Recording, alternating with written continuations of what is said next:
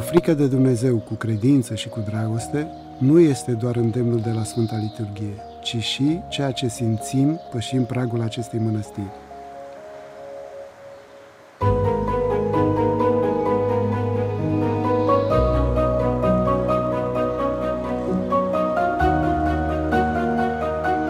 Situată în foștii codri ai Vlăsiei, nu departe de București, la marginea comunei Ciolpan, pe o fâșie înconjurată de ape, unde numai un drum de circa 3 km face legătura cu satul, se află Mănăstirea Țigănești, una dintre cele mai cunoscute mănăstiri din apropierea Bucureștilor, cu peste 200 de ani de tradiție monahală.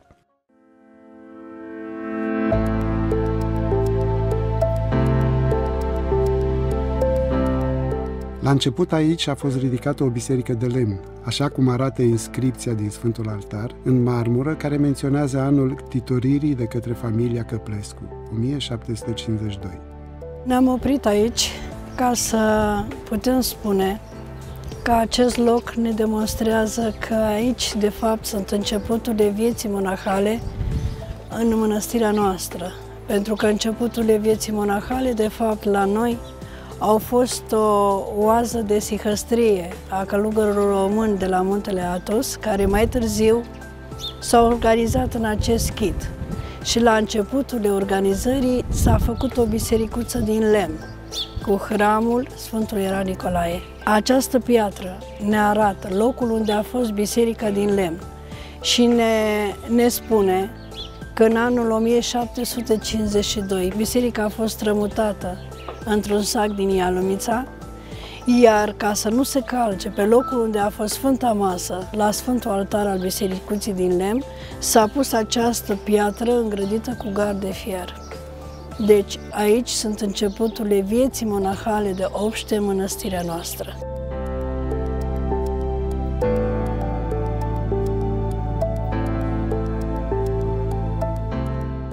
Mănăstirea este atestată de documente de donație și de vânzare-cumpărare din iulie 1780, semnate de boierul Matei Țigănescu și verișoara lui, Paraschiva Căplescu. Din vechea biserică de lemn s-a păstrat icoana făcătoare de minune a Maicii Domnului cu pruncul. În hrisoavele domnești de Danii ale domnitorilor Moruzi 1793, Caragea 1813 și Dimitrie Ghica Voievod 1824, mănăstirea este amintită cu numele Țigănești. Începuturile vieții monahicești în mănăstirea Țigănești se risipesc în negura vremurilor. Aici, pe aceste meleaguri, au fost vestiții codri ai Vlăsiei, iar mănăstirea s-a dezvoltat ca o sihăstire în mijlocul codrilor. Prima atestare documentară avem la 1780, când se amintește de Matei Țigănescu, donatorul terenului, de unde vine și numele de Țigănești, dar întrucât pomelnicul mănăstirii începe cu Mihai Viteazu și Stanca Doamna, se consideră că aici exista viață călugărească cu mult înainte de această dată. Până la 1805 aici au fost călugări, când au fost duși la mănăstirea Căldărușan și aici au fost aduse maici. Actuala biserică este sfințită la 8 noiembrie 1812, este construită pe cheltuiala banului Radu Golescu, logofăt Gheorghe Florescu, chir dositei stare de la mănăstirea Căldărușani, iar maică stariță fiind schimonahia Marina cu hramul Adormirea Maicii Domnului. În Cartea de Aur a mănăstirii este menționat faptul că în anul 1864, când domnitorul Alexandru Ioan Cuza emite o serie de legi, decrete și ordine privind organizarea învățământului, a școlilor și a bibliotecilor, în mănăstire va lua ființă prima școală primară pentru copiii din sat.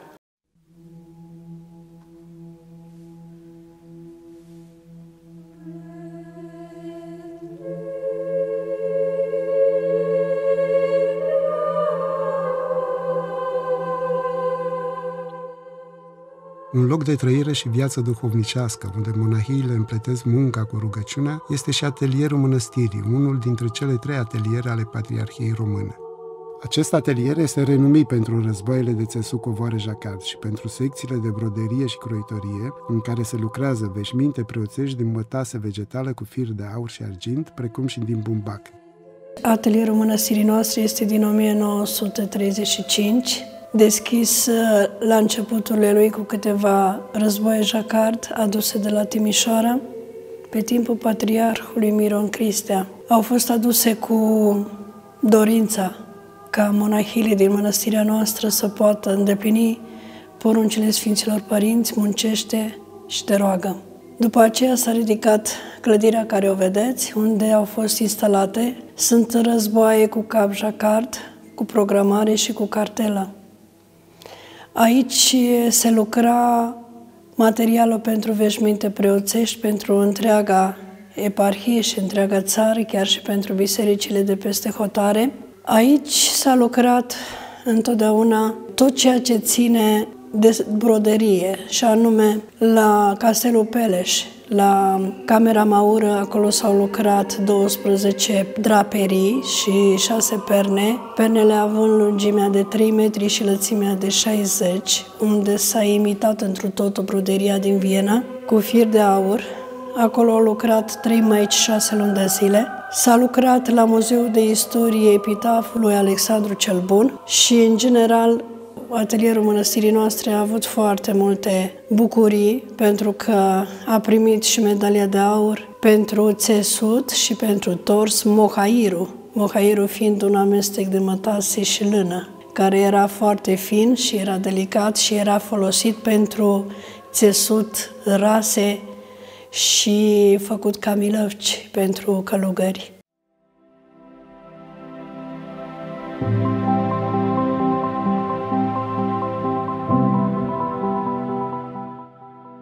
La ora actuală, atelierul mănăstirii noastre are o secție de croitorie, dar croitoria este numai pentru reverende, pieptare și rase preoțești, și tricotajul, care este pentru persoanele civile și pentru cele clericale. Croitoria cu materialele care se folosesc pentru slujbele bisericești este la Mănăstirea Pasărea. Momentan aici se lucrează câteva broderii, și anume icoane sau bedernițe, pentru a se păstra cât de cât broderia manuală care era întotdeauna folosită în atelierul mănăstirii noastre. Când atelierul nostru mergea cu toate războaiele care le vedeți, frățile voastre, aici, bineînțeles că aici a fost o îmbunătățire. De la începuturile lui, atelierul avea și un război pentru făcut galon. În spatele dumneavoastră existau 2 războaie unde se lucrau materialele pentru stihare, care erau formate din mătase și bumbac. Cu timpul acestea au fost înlocuite de războaiele aduse de la Select și se lucra întotdeauna în 2 schimburi. Când era nevoie, se lucra și în 3 schimburi, fiecare război având în față iconițe. Fiecare maică stătea pe scaun cu mâna pe manetă și se uita cu mare grijă ca să nu se întâmple cumva vreun incident în fire, pentru că se mai întâmpla ca suveica să rămână între fire și atunci făcea destul prăpat, rupând foarte multe fire și necesita câteva ore ca să poți să alegi fiecare fir în parte, să-l bași prin cocleți. După aceea, dacă observați, fiecare război are o rotiță sus și trebuia, câte fire au fost de au mers în gol, de atâtea ori se învârtea această rotiță pentru ca să găsești rostul, ca atunci când ai drumul la război să nu pornești alt fel de model decât ce era pe cartelă. Și de câte ori se întâmpla câte ceva, maicile opreau imediat războiul, iar pe război exista întotdeauna cartea de rugăciuni. De aceea maicile lucrau cu dorința de a se ruga, cu bucuria că aceste materiale care se țeseau în războaiele din atelierul mănăstirii noastre erau purtate de slujitorii altarului, care imediat era încredințat că atunci când slujitorul se ruga, erai și tu părtaș la ceva care îmbunătățea viața noastră clericală.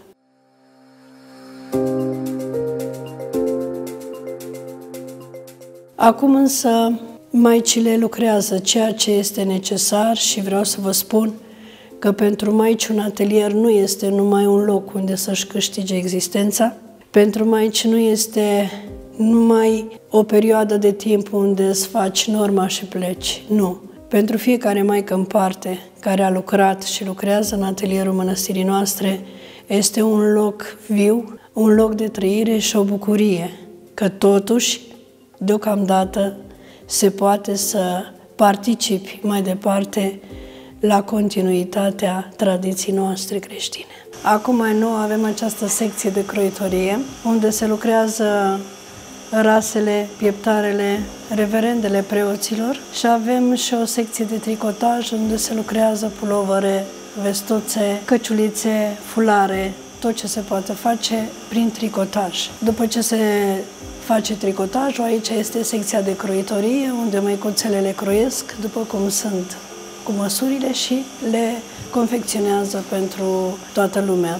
Cred că observați aici cum măicuțele se ocupă cu croitul, cu măsuratul, cu lucratul, se lucrează căciulițe atonite, cu croșeta, acolo este mașina de tricotat și sunt măicuțele specialiste în croitorie care fac măsurăturile și le lucrează și le confecționează. Aici sunt buzunarele și panglica despre care v-am spus eu că se pune pe margine, ca întăritor.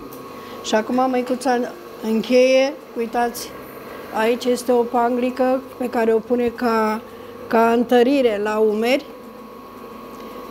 și după aceea începe și pune pe margine și buzunarele. Totul este făcut cu calcul ca să fie rezistent și de lungă durată pentru cine le ia.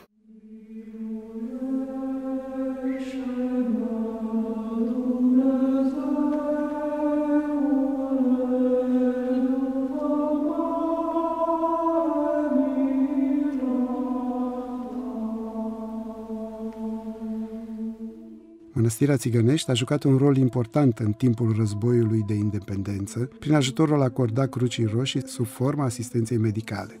Războiul de independență din 1877, care va mobiliza toată țara să ajute armata în vederea obținerii victoriei, din Mănăstirea Țigănești, prin Crucea Roșie, vor pleca pe front 15 călugărițe care să ajute la îngrijirea soldaților bolnavi și răniți. Aceasta se va repeta și la cele două războaie, primul și al doilea război mondial.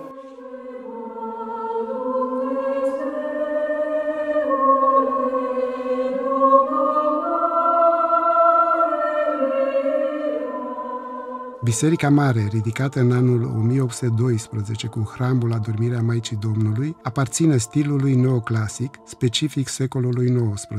Pictura originală nu s-a păstrat decât în pridvor. Pictura originală nu ni s-a păstrat din documentele, este faptul că în decursul timpului s-a intervenit în 3 rânduri asupra picturii, nu se știe nici autorul inițial. Cea care o vedem este executată de pictorul Gheorghe Belizarie de la Pitești în anul 1929. Cutremurul din 1977 a adus mari pagube mănăstirii, distrugând în proporție de 50% biserica, muzeul, trapeza și alte chilii ale măicuțelor.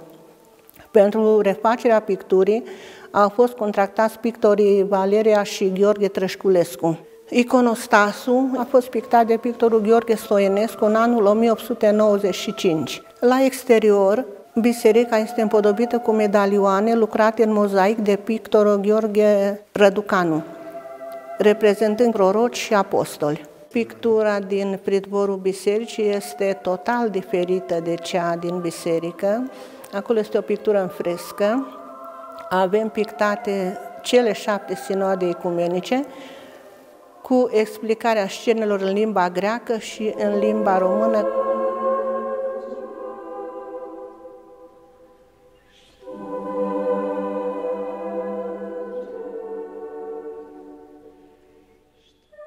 Fiecare loc are comora lui.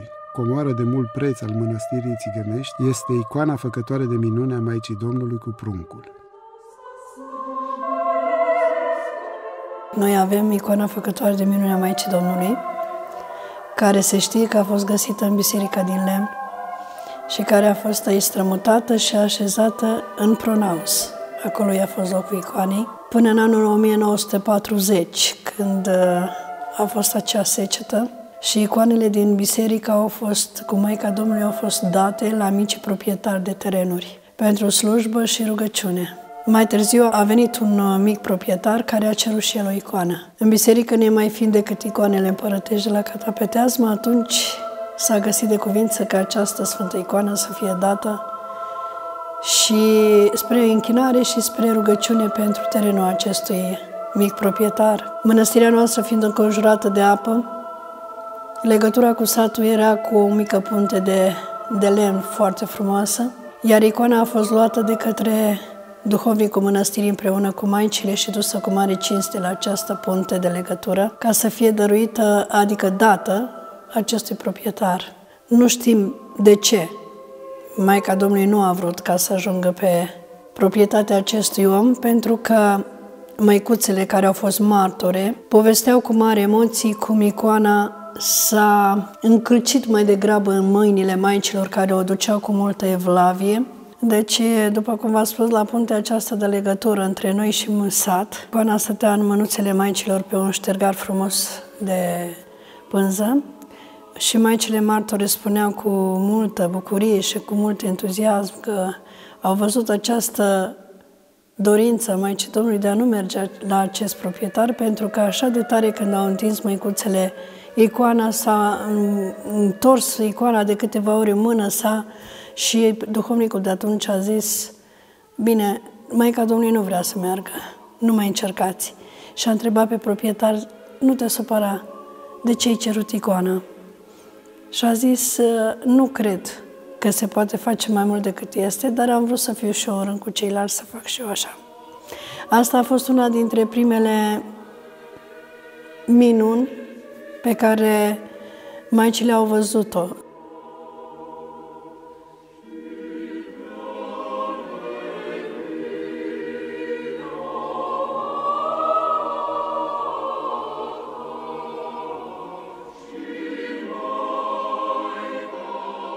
Maica Stareță, Eufimia Popa, ne sfătuiește: în aceste vremuri tulburi, trebuie să punem mai mult accent pe suflet, să nu ne lăsăm cuprinși de grijile lumești. Și ne mărturisește: aici, în mănăstire, am simțit mereu purtarea de grijă a lui Dumnezeu și mâna Maicii Domnului peste capul nostru.